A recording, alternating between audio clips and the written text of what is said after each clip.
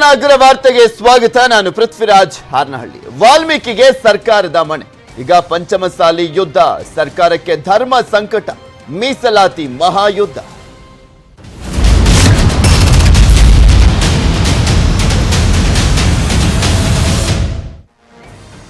ಮೀಸಲಾತಿ ಅಂದ್ರೇನೆ ಹಾಗೆ ಆಲ್ಮೋಸ್ಟ್ ಜೇನುಗೂಡಿಗೆ ಕೈ ಹೊಡೆದಂತೆ. ಈಗ ಸರ್ಕಾರ ಆ ರೀತಿಯಾಗಿ ಹೆಜ್ಜೆಯನ್ನ ಇಟ್ಟಿದೆಯಾ ಅನ್ನುವಂತ ಪ್ರಶ್ನೆ ಶುರುವಾಗ್ಬಿಟ್ಟಿದೆ. ಎಸ್ಸಿ ಎಸ್ಟಿಗೆ ಮೀಸಲಾತಿ ನೀಡಲಿಕ್ಕೆ ಫೈನಲಿ ಕ್ಯಾಬಿನೆಟ್ ನಲ್ಲಿ ನಿರ್ಧಾರ ಆಗಿದೆ.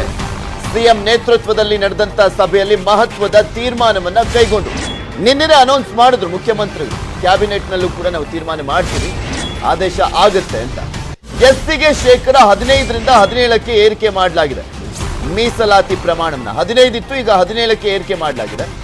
ಎಸ್ಟಿಗೆ ಶೇಕಡ 3ರಿಂದ 7ಕ್ಕೆ ಏರಿಕೆ ಮಾಡಲಾಗಿದೆ. ಅಂದ್ರೆ ನ್ಯಾಯಮೂರ್ತಿ ನಾಗಮೋಹನ್ ದಾಸ್ ಅವರಲ್ಲಿ ಅಂದ್ರೆ ಅವರು ವರದಿ ಕೊಟ್ಟಿದ್ರಲ್ಲ, ಯಾವ ರೀತಿಯಾಗಿ ಶಿಫಾರಸನ್ನ ಮಾಡಲಾಗಿತ್ತು ಯಥಾವತ್ತಾಗಿ ಅದನ್ನ ಜಾರಿ ಮಾಡಲಾಗ್ತದೆ. ಬೇರೆ ಸಮುದಾಯಗಳ ಮೀಸಲಾತಿ ಬಗ್ಗೆ ಚರ್ಚೆ ಮಾಡ್ತೇವೆ ಕ್ಯಾಬಿನೆಟ್ ಬಳಿಕ ಕಾನೂನು ಸಚಿವ ಮಾಧುಸ್ವಾಮಿ ಅವರು ಹೇಳಿಕೆಯನ್ನು ಕೊಟ್ಟರು. ಇಟ್ ವಿಲ್ ಬಿ ಇಂಪ್ಲಿಮೆಂಟೆಡ್ ಅಂತ ಹೇಳಿ, ಹಾಗಾಗಿ ಇದು ತಕ್ಷಣ ಗೌರ್ಮೆಂಟ್ ಆರ್ಡರ್ ಇಶ್ಯೂ ಆಗಿ ಜಾರಿಗೆ ತರಬೇಕು ಅಂತ ಹೇಳಿ ಸರ್ಕಾರ ಇವತ್ತು ತೀರ್ಮಾನ ಮಾಡಿದೆ. ಅದರ ಬಗ್ಗೆ ಸುಭಾಷ್ ಆಡೆ ಅವರ ವರದಿನೂ ನಾವು ಓದಿದ್ದೀವಿ.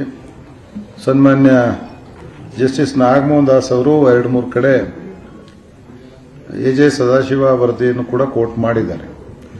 ಎಜೆ ಸದಾಶಿವ ವರದಿಯನ್ನು ಮತ್ತೊಂದ್ಸಲ ಅವಲೋಕನ ಮಾಡಿ ಎಜೆ ಸದಾಶಿವ ವರದಿನಲ್ಲೇನು ಇಂಟರ್ನಲ್ ರಿಸರ್ವೇಷನ್ ಕೊಡಬೇಕು ಅಂತಿತ್ತು, ಆ ಬಗ್ಗೆ ಮಾಹಿತಿನ ಕ್ರೋಢೀಕರಿಸಿ ಅದಕ್ಕೆ ಒಂದು ವರದಿ ತಯಾರು ಮಾಡಿಕೊಡ್ಬೇಕು ಅಂತೇಳಿ ಲಾ ಮಿನಿಸ್ಟ್ರು ಮತ್ತು ಇಲಾಖೆಗೆ ಇವತ್ತು ಕ್ಯಾಬಿನೆಟ್ ಸೂಚನೆ ಕೊಟ್ಟು ಅಧಿಕಾರ ಕೊಟ್ಟಿದೆ. ಅದನ್ನು ಕೂಡ ನಾವು ವಿಸ್ತಾರವಾಗಿ ಗಮನಿಸಿಬಿಟ್ಟು ನಾವು ಪ್ರಪೋರ್ಷನೇಟ್ ಆಗಿ ಜನಾಂಗಕ್ಕೆ ಅನುಗುಣವಾಗಿ ರಿಸರ್ವೇಷನ್ ಇಟ್ಟಿರೋದ್ರಿಂದ ಆ ಜನಾಂಗಗಳಲ್ಲಿ ಮೀಸಲಾತಿ ಕೊಡಬೇಕಾದ್ರೆ ಒಳ ಮೀಸಲಾತಿನ ಯಾವ ಪ್ರಮಾಣದಲ್ಲಿ ಮಾಡ್ಬೋದು, ಹೇಗೆ ಮಾಡ್ಬೋದು ಕೂಡ ಸಜೆಷನ್ ಕೊಡಲಿಕ್ಕೆ ನಾವು ಸದಾಶಿವ ಆಯೋಗದ ವರದಿನ ಓದ್ಬಿಟ್ಟು ಆನಂತರ ಅದನ್ನು ತೀರ್ಮಾನ ಮಾಡ್ತೀವಿ. ಇವತ್ತಿನ ಮಟ್ಟಿಗೆ 15 to 17, 3 to 4 ಎನ್ಹಾನ್ಸ್ಮೆಂಟ್ ಅನ್ನ ಸರ್ಕಾರ ಒಪ್ಪಿಕೊಂಡು ಸರ್ಕಾರಿ ಆದೇಶನ ನಾವು ತಕ್ಷಣ ಇಶ್ಯೂ ಮಾಡ್ತೀವಿ.